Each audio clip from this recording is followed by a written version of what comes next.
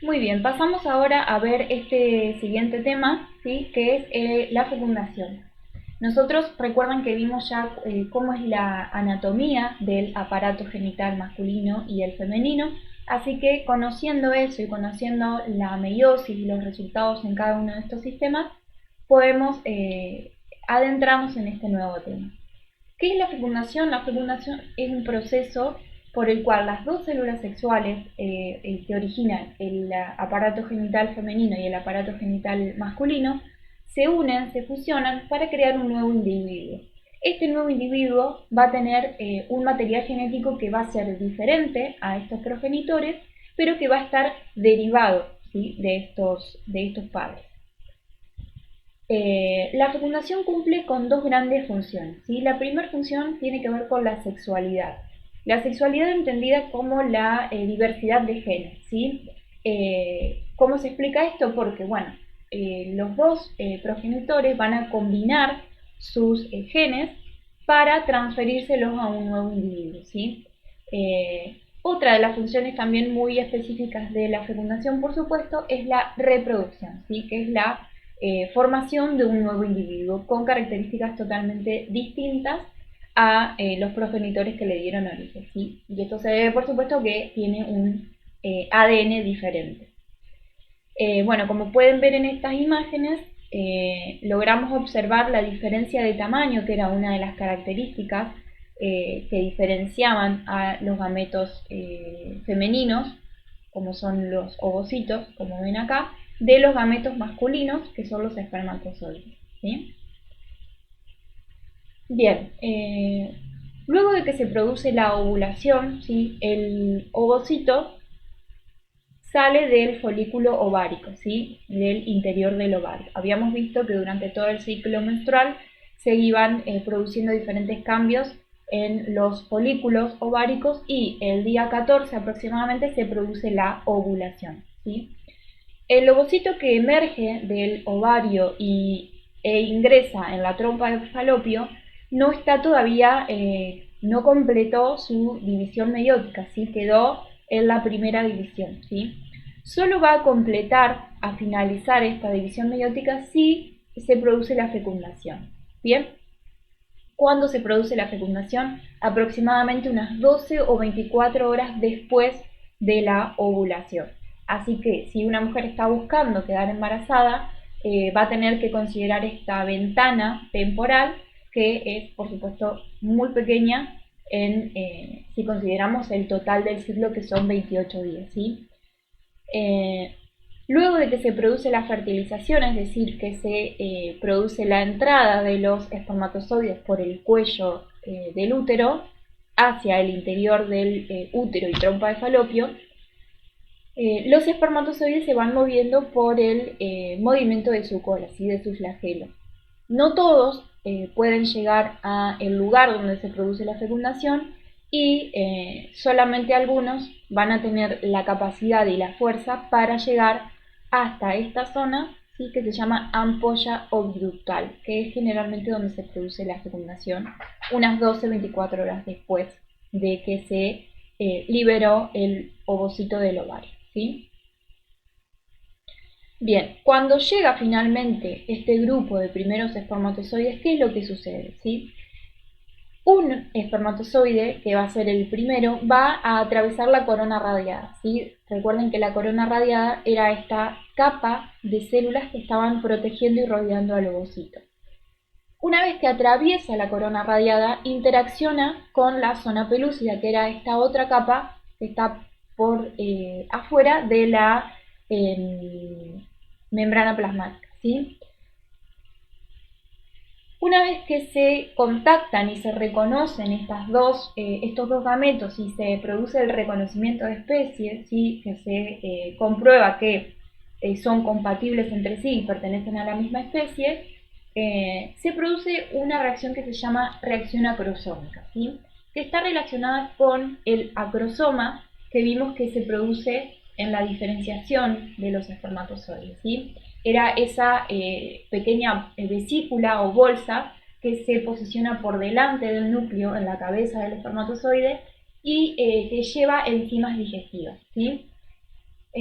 Cuando se contacta el espermatozoide con la zona pelúcida del ovocito, se produce la liberación de las enzimas que hay dentro del acrosoma y a esto se le llama reacción acrosómica.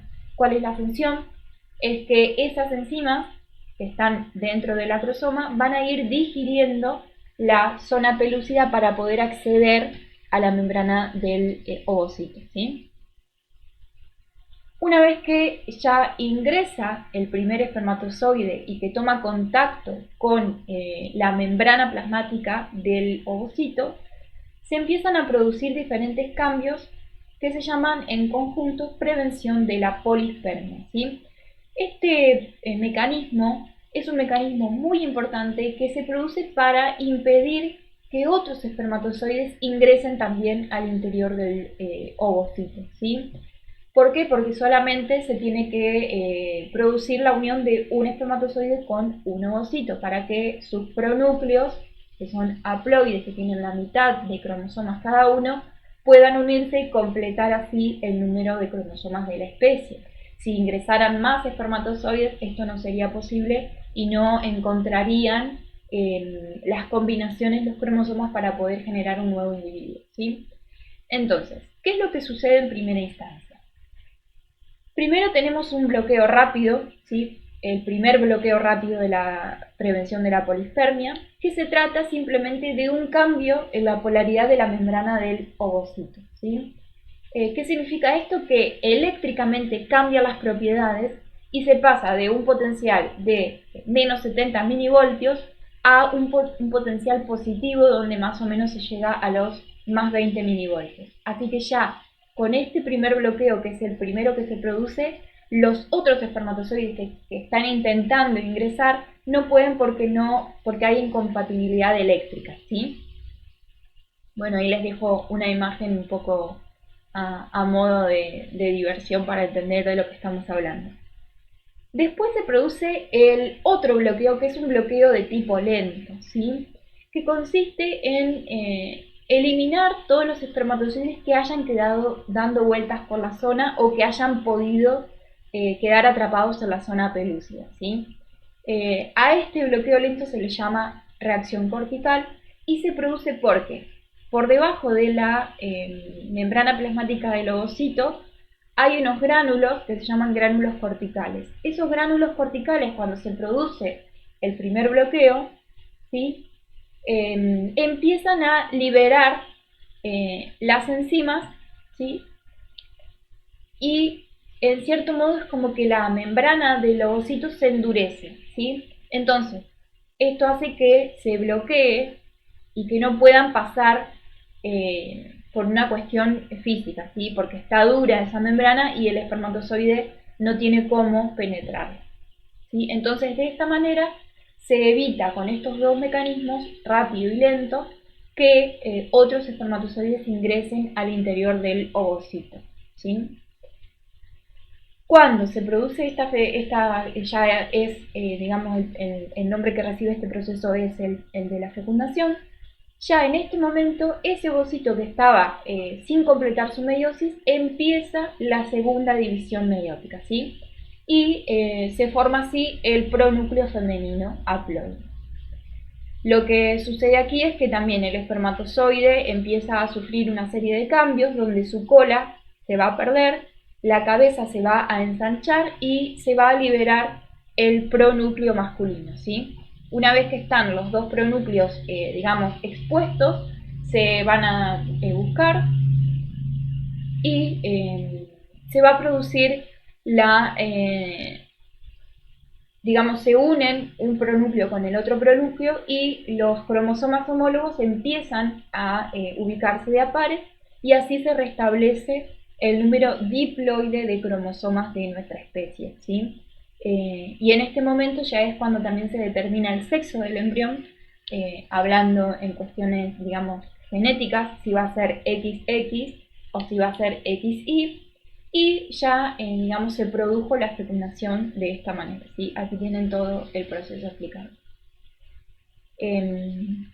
Una vez que se produce la unión de los dos pronúcleos y ya se restablece el metabolismo del cigoto, Sí, cigoto es el nombre que recibe esta primer célula que se forma cuando se unen los dos núcleos.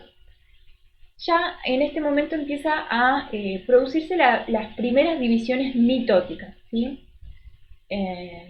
Por supuesto también las mitocondrias del espermatozoide se degradan, casi todos, digamos, las organelas y todo lo que traía en su interior el espermatozoide se degrada y, como ustedes saben, mucha de la energía que va a necesitar ese embrión para desarrollarse la va a obtener del vitelo y de todas las sustancias que fue acumulando el ovocito en su desarrollo, ¿sí? Y un detalle importante también es que todas las mitocondrias de este nuevo individuo que se genera derivan del gameto femenino, ¿sí?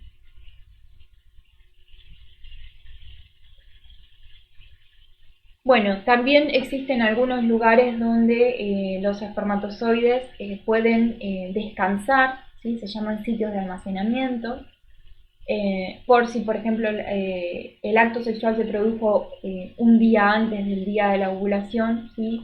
Puede ser que al día siguiente, con esa eyaculación del día anterior, también se produzca la fecundación. Por esto hablábamos de considerar el ciclo menstrual y considerar unos días antes de la ovulación y unos días después si es que se quiere evitar un embarazo, ¿sí? Y bueno, luego de que se produce este proceso, que es la fecundación, de que se produce el bloqueo de la polispermia, este cigoto barra embrión, que ya está, digamos, generado, se va a ir desplazando por toda la trompa de falopio, ¿sí? Y va a implantarse en la parte posterior del útero, ¿sí? Que se produce en la zona de implantación. Bueno, y aquí les dejo un videito para que vean más o menos todo el proceso explicado con imágenes y con video un poco más entretenido.